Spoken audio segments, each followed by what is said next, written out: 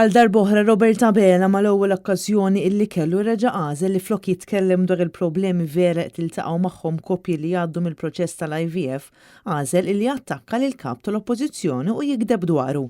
Dan ħareġ biċ-ċar hekk kif għal darb'oħra fil-Parlament il-Prim Ministru għamel diskors partiġjan u bħal donnu nesa li m'għadniex f'kampanja elettorali. Fil-fatt fis-seduta tal-erba' fil-Parlament ħafna setgħu jisimgħu is-solitu retorika ta' Robert Abela illi nfexx jattakka d-diskorsi li jagħmel il-kap tal-Partit Nazzjonalista Bernard Grech matul il-kampanja elettorali.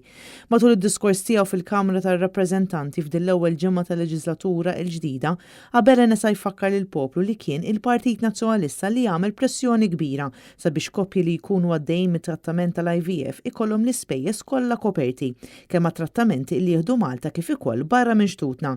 Dan meta l-Labor għamel ġimgħat sħaħ jipprova jiddieħaq bil-Partit Nazzjonalista u jimplika li trattament tal-IVF qed jitħallas ukoll meta din kienet biss gidba. Fis-sqarrija Bernard Grech appella lil Prim Ministru Robert Abela sabiex mill-kliem jgħaddi għal fatti u ma jibqax jitħaq b'dawk li qed jistennew l-għajnuna tant importanti għall-IVF. Saħaq li jekk vera rrid li jaħdem fi spiritu ta' ħbiberija, Robert Abela għandu jieqaf ikun partiġjan, jieqaf jattakka u gvern u l-Oppożizzjoni jaħdmu flimkien u jaġixxu fl-interess nazzjonali.